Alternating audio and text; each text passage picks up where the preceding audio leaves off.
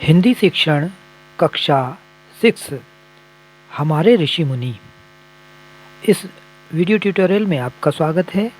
इसमें हम ब्रह्म ऋषि विश्वामित्र पाठ का अध्ययन करेंगे। ब्रह्म ऋषि विश्वामित्र कर्मयोगी थे। विश्वामित्र कहते ही एक तपोतेज युक्त विशाल मूर्ति हमारी आंखों के सामने साकार हो जाती है। विश्वामित्र का नामोच्चारण करते ही अनेक परस्पर विरोधी विचार प्रवाह हमारे मन में उमड़ पड़ते हैं।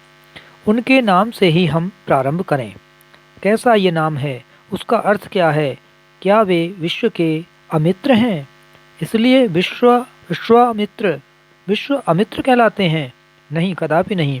उनके नाम का अर्थ है विश्व के मित्र, अर्थात संपूर्ण विश्व उनका मित्र है। स्वयं महान व्याकरणकार भगवान पाणिनि ने कहा है कि विश्वमित्रम यस्त्र विश्वस्य मित्रम व पूर्वपद दीर्घः। ये वैदिक ऋषि हैं। वेदों में इनके नाम पर अनेक सूक्त हैं और मंत्रों की क्या कहें, सुप्रसिद्ध गायत्री मंत्र के यही उद्गाता हैं। मंत्र छोटा सा है, परंतु उसके उच्चारण पठन मनन से संपूर्ण जीवन आत्म प्रकाश से भर जाता है। उसके बारे में श्रीमद् भगवत गीता में श्री कृष्ण ने कहा है, गायत्री छंदसामः, श्लोक नंबर 33 अध्याय 10। वह मंत्र यह है, ओम भूर्भुवः स्वः तत्सवितुर्वरेण्यं भर्गो देवस्य धीमहि धियो यो नः प्रचोदयात्। अर्थात सबको उत्पन्न करने वाले, अत्यंत प्रकाशमान तथा सब पदार्थों को प्रकाशित करने वाले सूर्य के उत्तमोत्तम तेज स्वरूप का हम ध्यान करते हैं, क्योंकि वह हमारी बुद्धि को नई प्रेरणाएं देता है। उसी के परिणाम स्वरूप हमारी बुद्धि नए नए आयामों में प्रकट होकर व्यवहार में सफलता प्राप्त करती है। यह मंत्र हजारों वर्षों से कोटि कोटि जनों को मनः शांति और दिव्य आनंद प्रदान करता रहा है। वे दृढ़ निश्चयी थे। विश्वामित्र जी राजर्षि थे, सो प्रयत्न पूर्वक ब्रह्मर्षि हो गए। एक बार मेनका के मुंह में आकर उनका तपोभंग हुआ, परंतु उन्होंने उसकी चिंता न करते हुए पुनः तपस्या की और अपना ध्येय प्राप्त किया था। अथक प्रयासों का नाम है विश्वामित्र। जिद पर अड़े रहने का नाम है विश्वामित्र। परोपकारार्थ अपना सब कुछ लगा देने वाले ऐसे ऋषि का नाम है विश्वामित्र। राम को उन्होंने अस्त्र विद्याएं सिखाई और बला और अतिबला नाम की सिद्धियां भी प्रदान की। वे ही राम को मिथिला ले गए। उन्होंने राम को इक्ष्वाकु वंश का प्रेरक इतिहास सुनाया और स्व कर्तव्य बोध कराया था। उन्होंने ही राम सीता का विवाह रचाया। इतना सब करने के बाद वे फल प्राप्ति के लिए रुके नहीं। वे फिर से तपस्या करने के लिए कौशिकी नदी के तट पर चले गए। ऐसे वे निष्काम कर्मयोगी थे। उनका जीवन तरह तरह के उद्योगों से परिपूर्ण है। मरव रक्षण। एक बार राजा दशरथ अपनी राज्यसभा में बैठकर मंत्रियों से बातचीत कर रहे थे। तभी विश्वामित्र जी आ पहुँचे। राजा ने उनका स्वागत कैसे किया और किन शब्दों में किया, वह देखकर हमें विश्वामित्र की महानता का पता चलता है। राजा ने विश्वामित्र को अर्घ्य प्रदान किए तथा उच्च आसन पर आदरपूर्वक बैठाया और उनका पूजन किया। इसके उपरांत उन्होंने कहा, महामुने, किसी को अमृत प्राप्ति हो जाए, निर्जल प्रदेश में पर्जन्य वृष्टि हो जाए, गंवाया हुआ धन फिर से मिल जाए, वैसा आनंद मुझे आपके शुभ आगमन से हुआ है। आपका स्वागत है। आज्ञा दीजिए कि मैं आपकी कौन सी इच्छा पूर्ण कर सकता हूँ। आपका दर्शन पाकर मेरा जन्म सफल हुआ, मेरा जीवन धन्य हुआ। हे राजर्षि और ब्रह्मर्षि, दोनों ही रूपों में आप मुझे परम आदरणीय और पूजनीय हो। आपके आगमन के फलस्वरूप मेरा घर तीर्थ क्षेत्र बन गया है। विश्वामित्र ने वहां आने का प्रयोजन बताया और यज्ञ रक्षार्थ राम को मांगा। राजा दशरथ पुत्र मोहवश दिए हुए वचन से हटने लगे तो वशिष्ठ ने उसे समझाया और राम लक्ष्मण दोनों भाई विश्वामित्र के साथ चल दिए। रामायण में विश्वामित्र रामायण में बहुत महत्वपूर्ण हैं। एक प्रकार से उन्होंने राम के जीवन की मजबूत नींव तैयार कर दी। जीवन भर काम आएगा ऐसा वैचारिक को व्यवहारिक पाथे उन्होंने राम को बांध दिया। उन्होंने राम को उनके जीवन का लक्ष्य केवल बताया ही नहीं, अपितु राक्षसों से प्रत्यक्ष युद्ध करवाया। मख रक्षण, मख माने यज्ञ, यज्ञ रक्षण। यज्ञ रक्षण तो एक निमित्त मात्र था। उस बहाने विश्वामित्र ने राम को जीवन उपयोगी शिक्षा दीक्षा दी थी। कान्यकुब्ज देश में अमावुस नाम कुल का कुशनाव नाम का एक धर्मपरायण राजा राज्य करता था। उसका एक पुत्र था जिसका नाम गाधी था। गाधी गाधी को ईश्वर कृपा से जो पुत्र प्राप्त हुआ उसका नाम विश्वरथ था। गाधी के पुत्र का नाम विश्वरथ था। ब्राह्मणत्व प्राप्ति के बाद वह विश्वामित्र हो गया। वह बचपन से ही शस्त्र विद्या में पारंगत था। फिर उसने अनेकानेक अस्त्र भी सीख लिए। उसके जैसा पराक्रमी वीर दुनिया भर में नहीं था। उसने धर्म से राज्य किया और प्रजा को सुख दिया। एक बार विश्वामित्र अपनी सेना लिए विश्व संचार के लिए निकल पड़े। घूमते घूमते वे वशिष्ठ ऋषि के आश्रम में पहुंचे।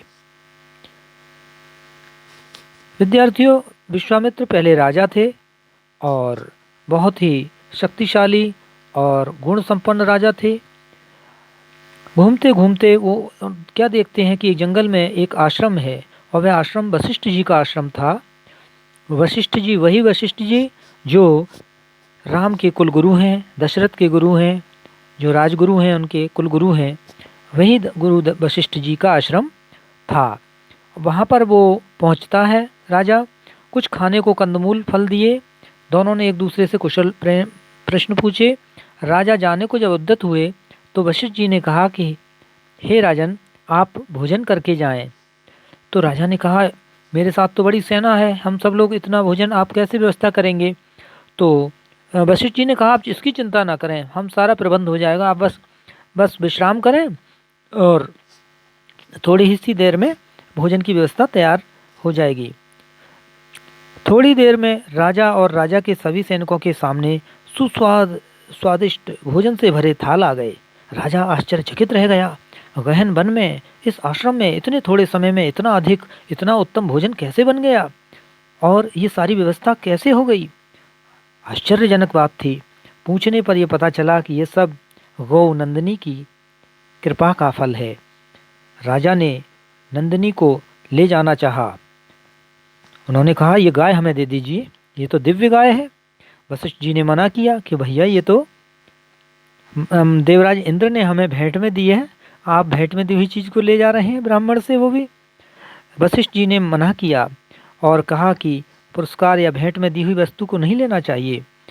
राजा ने कहा, तुम इसके बदले में 1000 गायें ले लो, लाख गायें ले लो, मगर ये गाय मुझे दे दो। तब विश्वामित्र ने नंदिनी को जबरदस्ती ले जाना चाहा। नंदिनी के शरीर से अनेक सैनिक प्रकट हो गए। उन्होंने विश्वामित्र और उसकी सेना को दूर दूर तक खदेड़ दिया। विश्वामित्र ने सोचा, मुझे और अधिक शक्ति कमानी होगी। विश्वामित्र ने अपने एक पुत्र को राज्य सौंपा और फिर से तपस्या करने हिमालय पहुंच गए। बहुत काल बीतने के बाद वृषध्वज भगवान शंकर ने उन्हें दर्शन दिए और पूछा, बोलो तुम्हें क्या चाहिए, what do you want. Vishwamitra ने उन्हें प्रणाम करते हुए कहा, हे देवादिदेव, आपकी जय हो, आप मुझ पर प्रसन्न हो। मुझे आप अंग उपांग उपनिषद और रहस्य के साथ साथ धनुर्वेद भी दीजिए।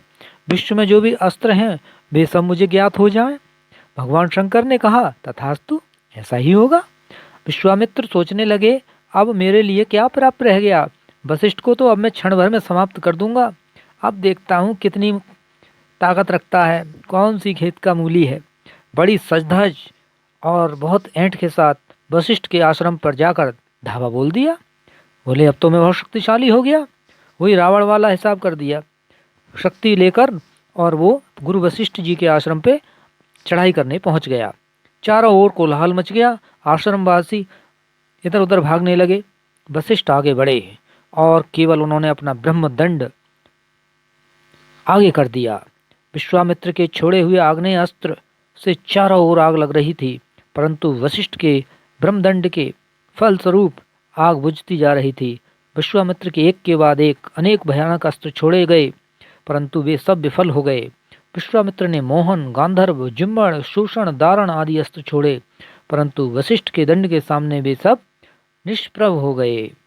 विष्णु चक्र, वायव्य, मंथन, कंकाल आदि अस्त्र भी वशिष्ठ का कुछ भी अनिष्ट न कर सके।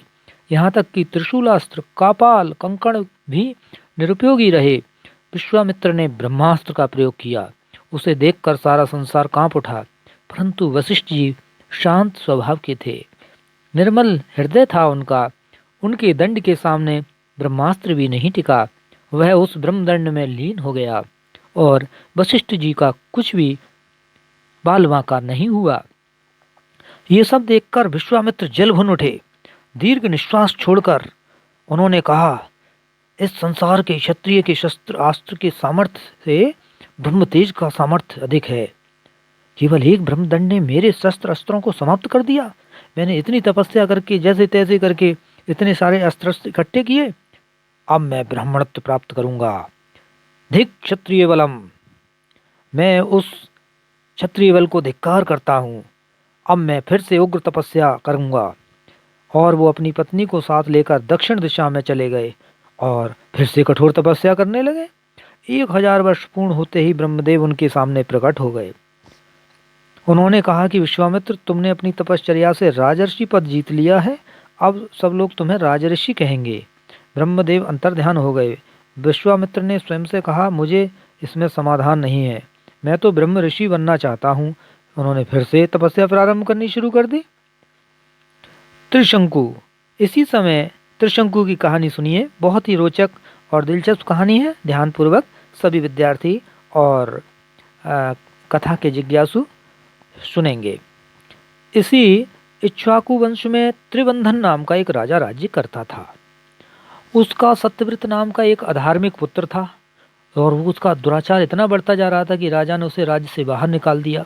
स्त्रियों का अपहरण, गोवध, बिना ईश्वर को समर्पित किए भी किसी वस्तु का उपभोग करना, ये 3 शंकु या पातक वह करता था, पाप करता था। इसलिए वशिष्ठ जी ने उसका नाम त्रिशंकु रखा था। वशिष्ठ जी उसे त्रिशंकु नाम से बुलाते थे या संबोधित करते थे, यानी उसका नाम उन्होंने त्रिशंकु बताया। पिता की मृत्यु के बाद वो सिंहासन पर बैठ गया। उसने अपना चाल चलन बदल दिया। वह नीति और न्याय से राज करने लगा। उसने अपनी अपकीर्ति धो डाली, परंतु उस पर एक धुन सवार हुई। उसने वशिष्ठ जी से ये कहा कि मैं ऐसा यज्ञ करना चाहता हूँ जिससे मैं अपने शरीर के साथ स्वर्ग में पहुँच जाऊँ, डायरेक्ट स्वर्ग पहुँच जाऊँ। वशिष्ठ ने कहा, भाई ऐसा कोई यज्ञ नहीं है, ऐसा कोई विधि विधान नहीं बना अभी तक, ना कोई सदैव स्वर्ग में जा सकता है, मर के जा सकता है। तुम मर जाओ तो पहुँच जाओगे। बोले, क्या कहते हो? त्रिशंकु ने कहा, तुम व्यर्थ के ज्ञानी बनते हो और तुम्हारी शक्ति कुछ नहीं है, अकारण ऋषि कहलाते हो। त्रिशंकु वशिष्ठ पुत्रों के पास गया। उन्होंने भी असमर्थता प्रकट की कि राजन, जिस कार्य को हमारे पिता ने मना किया वो भला हम कैसे कर सकते हैं। इतना ध्यान रखो कि वे तुम्हारे कुल पुरोहित हैं, उनकी इच्छा के विपरीत तुम्हें कोई भी काम नहीं करना चाहिए। तो वो राजा बहुत घमंडी था। उसने कहा, ऐसे कुल पुरोहित जाएं भाड़ में। आदि आदि त्रिशंकु अंट संट बकने लगा और उनको अपमानित कर दिया। तब वशिष्ठ पुत्रों ने श्राप दे दिया कि तुम चांडाल बनोगे। वह चांडाल बना, फिर भी उसने अपनी जिद नहीं छोड़ी। वह विश्वामित्र के पास पहुंच गया। विश्वामित्र से उसके पुराने संबंध थे। जब चारों ओर अकाल था तब लोग खाने को तरस गए थे। ऐसे में त्रिशंकु ने विश्वामित्र और उनकी पत्नी और उनके बच्चों को भोजन दिया था। और विश्वामित्र उस समय तपस्या करने के लिए अन्यत्र चले गए थे। लौटने पर उन्हें पता चला कि त्रिशंकु ने इतनी दया की और उनके घर पर खाना भी भिजवाया और उनके बच्चों को और जीवन दान जैसा दिया। तो त्रिशंकु जो था, उन्होंने अपना उपकारकर्ता समझा, उसका एहसान उन पर था। त्रिशंकु की दुर्दशा देखकर उन्हें दया आ गई। त्रिशंकु ने उन्हें अपना संपूर्ण वृत्तांत सुनाया और अपनी हट भी बता दी। तब विश्वामित्र ने कहा कि डरो मत, मैं पहुंचाऊंगा तुम्हें सदैव डायरेक्ट स्वर्ग। देखो तुझे कौन रोकता है, मैं डायरेक्ट तेरा टिकट काटता हूँ स्वर्ग के लिए। सदैह तू शरीर के साथ जाएगा। विश्वामित्र ने ब्राह्मणों को जुटाया और उन्हें अपनी योजना समझा दी और कहा, एक हम विशेष यज्ञ करेंगे, स्पेशल वाला। त्रिशंकु के लिए। याज्ञिक ब्राह्मणों ने आपस में बहुत चर्चा की, लेकिन अंत में विश्वामित्र के शाप सामर्थ्य से डरकर वे सब यज्ञ करने के लिए बैठ गए। उन्होंने कहा, भाई कोई शाप पाप दे दिया, ये खतरनाक ब्राह्मण है, बहुत खतरनाक ऋषि है ये, इसकी बात माननी पड़ेगी, नहीं तो वैसे ही गए, जो भी होगा देखा जाएगा। उन्होंने हाँ कर दी और यज्ञ के कार्यों में सहयोग कर दिया। विश्वामित्र यज्ञ के अध्वर्यु बने। मंत्र जानने वाला ब्राह्मण यथाकर्म ऋतुज बने। यज्ञ प्रारंभ हो गया। यथाविधि मंत्रोच्चार होने लगा, आहुतियां दी जाने लगीं और महातपस्वी विश्वामित्र ने देवताओं को आह्वान किया, आइए और अपना भाग लीजिए। परंतु हविर्भाग ग्रहण करने के लिए देवता वहां नहीं आए। विश्वामित्र बड़ा क्रोधित हुए। भुजा उठाकर उन्होंने त्रिशंकु को कहा कि राजा, अब मेरा तप और सामर्थ्य देखो, उसे दांव पर लगाकर मैं तुझे सदैव स्वर्ग में भेजूंगा। आज तक मैंने जो भी तपस्या की है उसके भरोसे तुम स्वर्ग में जाओ, ऊपर उठो और ऊपर उठो और आकाश में चढ़ते जाओ, स्वर्ग में चरण रखोगे। देखते ही देखते तपस्या का प्रभाव हुआ और सबके सामने त्रिशंकु ऊपर ऊपर चढ़ता गया और स्वर्गलोक में पहुंचा।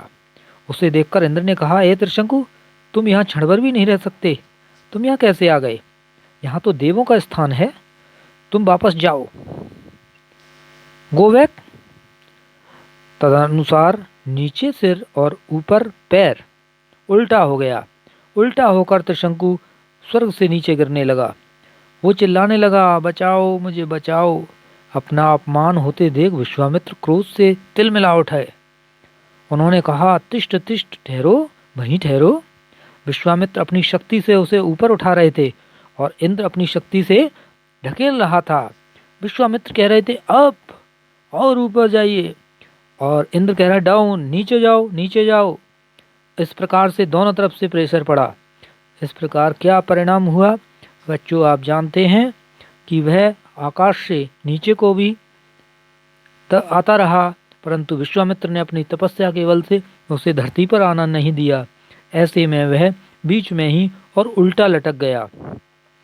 विश्वामित्र ने कहा, ठीक है, अब मैं अपने तपोबल से एक नया स्वर्ग और नए देवता, तो क्या संपूर्ण सृष्टि एक नए ढंग से निर्मित कर देता हूँ। उन्होंने क्या किया? उन्होंने दक्षिण दिशा में नए सप्तऋषि निर्माण किए। उन्हीं के पास त्रिशंकु को स्थान दिलवा दिया। उन्होंने पेड़ से मनुष्य की निर्मिति प्रारंभ की और अधूरे प्रयत्न को हम नारियल के नाम से पहचानते हैं। नारियल के नाम से पहचानते हैं। गौ ब्रह्मदेव की निर्मित थी, उसकी प्रतिकृति के रूप में विश्वामित्र ने भैंस का निर्माण किया। सब दूर घबराहट हुई। ब्रह्मदेव ने विश्वामित्र को समझाया, तब विश्वामित्र ने अपना उद्योग बंद किया। परंतु त्रिशंकु को आज भी हम आकाश में देखते हैं। इस उद्योग में विश्वामित्र का सारा पुण्य नष्ट हो गया। तब वह पश्चिम दिशा में गए और पुष्कर तीर्थ में जाकर फिर से तपस्या में जुट गए, तपस्या में लीन हो गए। आशा करता हूँ आपको विश्वामित्र की ये कहानी पसंद आई होगी। विश्वामित्र जी की इस कथा का शेष भाग हम अगले वीडियो में आपको अवश्य सुनवाएंगे। आप इस पाठ को पढ़कर और इस वीडियो की सहायता से कहानी को सुनकर प्रश्न उत्तरों को तैयार करें और अपनी कॉपी पर लिखें। धन्यवाद।